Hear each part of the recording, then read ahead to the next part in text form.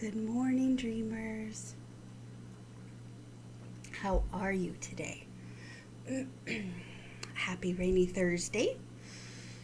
I was listening to the radio as I get ready for the day, as usual, and a very heart wrenching and close to me topic came up. No, it wasn't politics. Um, they talked about a study that has just been released in Canada, and rates of suicide during the last year and a half have actually gone down 32%.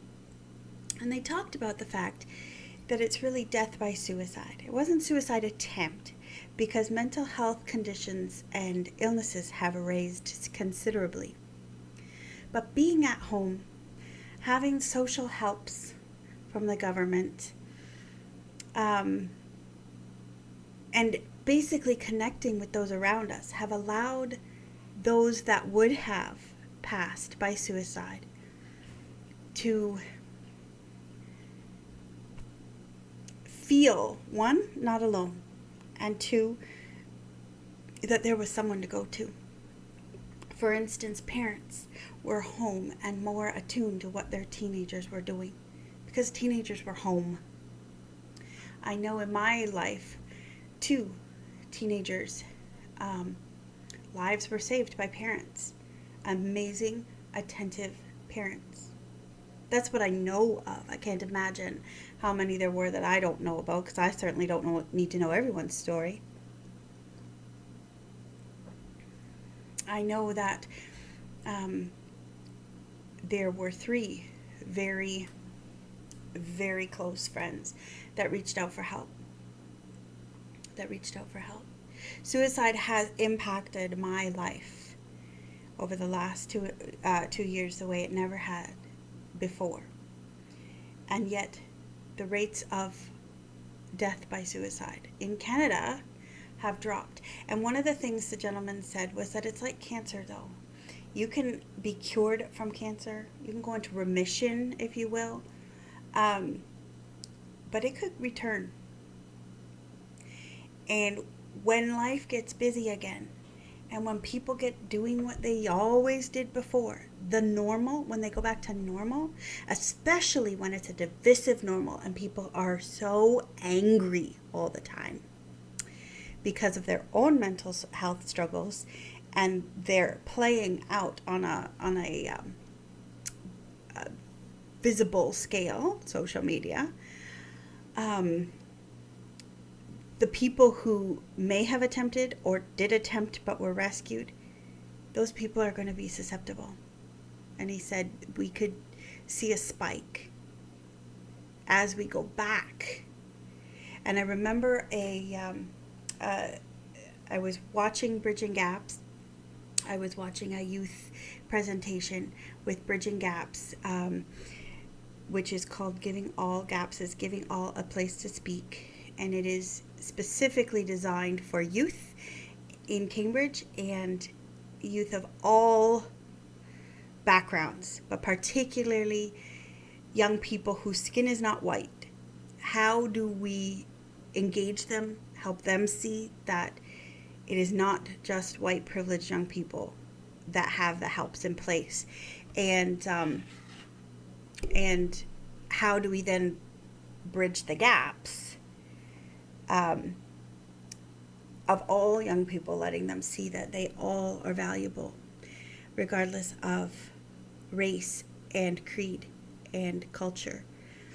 But it's a really great group, and they had a mental health program in the summertime, and it was a talk on what helps are available.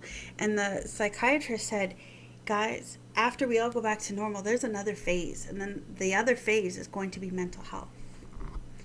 And I thought, yeah, it is, because we've been close by. We haven't been out working. We haven't been out. I mean, my life hasn't changed a whole lot, but I've watched my friends' lives change dramatically. And there was one life that changed. And I received something in the mail yesterday. And it's a book by my buddy Steve. And it talks about mental health hiding in the pews of the church. People come to church because they're seeking healing, all types of healing. And he speaks on the bravery it takes to show up at church. And there's so many people in our churches hiding in the pews. And we say, if you pray enough, if you meditate enough, if you do this, if you do that, change your diet, change this, change that, and all will be well. All will be well. But all isn't well. And we've talked to people struggling with mental health and said, reach out when you struggle, reach out, reach out, reach out. But for those of us that are in a healthy spot, have we checked in on our ill friends on their good days and let them know they're not just valuable when they're in crisis? They're valuable today. I pre-ordered mine on Amazon, but it's ready to go. And his voice is amazing. It's one that needs to be heard. But I'm not just here pushing a book. I'm here remembering my friend and knowing that he has left a legacy and he's left the know-how behind. And you're valuable whether you're in crisis or whether you're doing well. There's no shame in going into remission, but we must be careful that remission isn't overwhelmed when we're going back to normal.